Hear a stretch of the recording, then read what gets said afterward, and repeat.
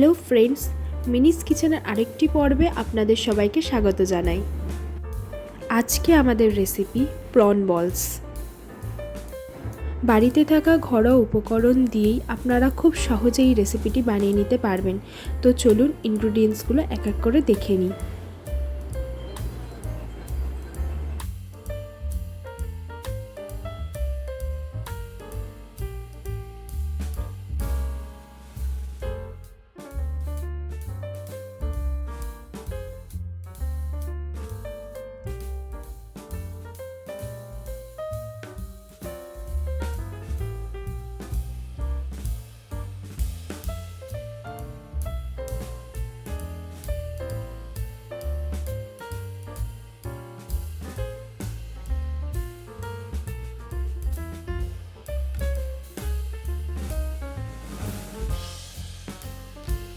প্রথমে আমি এখানে একটা মিক্সিং জার নিয়ে নিয়েছি।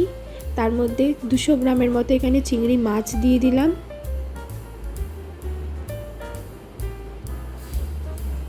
এরপর 2 চামচ রসুন বাটা, 2 চামচ আদা বাটা, 1 চামচের মতো লঙ্কা বাটা, হাফ চামচ গরম মশলার গুঁড়ো, 1 চামচ লঙ্কা গুঁড়ো, 1 চামচ গোলমরিচ গুঁড়ো, স্বাদ মতো নুন দিয়ে ভালো করে আমি একটি পেস্ট বানিয়ে নেব।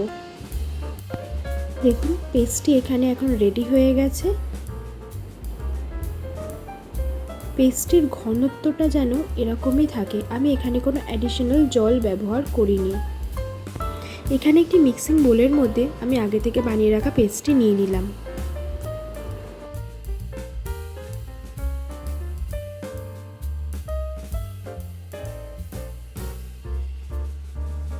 তারপর এর মধ্যে একে একে কুচনো ক্যাপসিকাম, কুচনো পেঁয়াজ, একটা ডিম,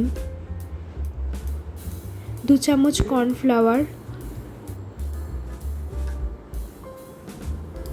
2 চামচের মতো ব্রেড ক্রাম্বস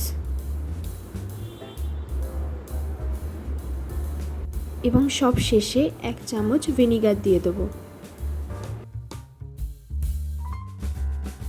এরপর সমস্ত উপকরণগুলোকে আমি একসাথে মিশিয়ে নেব।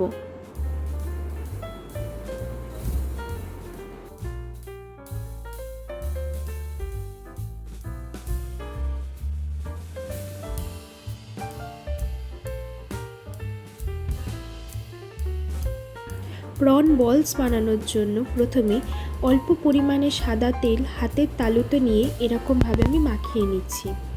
তারপর মিক্সচারের অল্প পোর্শন নিয়ে এরকমভাবে বলের মতো শেপ দিতে হবে।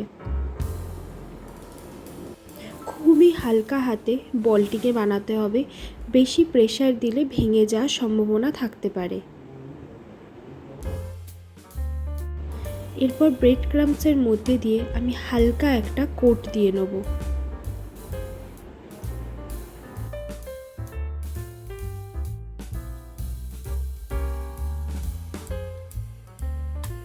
সেমভাবেই এখানে মিক্সচারের অল্প একটু পোর্শন নিয়ে বলের মতো শেপ দিয়ে এখানে ব্রেড ক্রাম্বসের মধ্যে আমি হালকা একটা কোট দিয়ে নেব। খুবই হালকা হাতে সমস্ত বলগুলোকে বানিয়ে নিতে হবে। দেখুন এক এক করে আমার সব বলগুলোই এখানে রেডি হয়ে গেছে।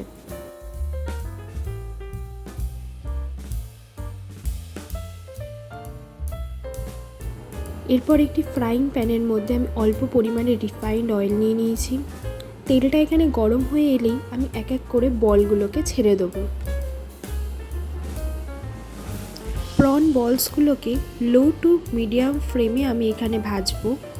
হাই ফ্লেমে রাখলে বলগুলো পুড়ে যাওয়ার সম্ভাবনা থাকতে পারে আর ভিতরের মাছটাও কাঁচা থেকে যাবে। এরপর বলগুলোকে এখানে আমি এক এক করে উল্টে দিচ্ছি।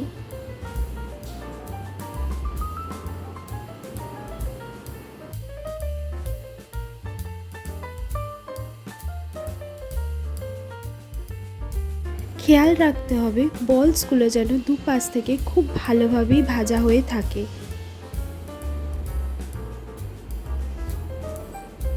এখানে আমাদের ক্রিস্পি প্রন বলস রেডি হয়ে গেছে। এবার গরম গরম সার্ভ করে দেবো।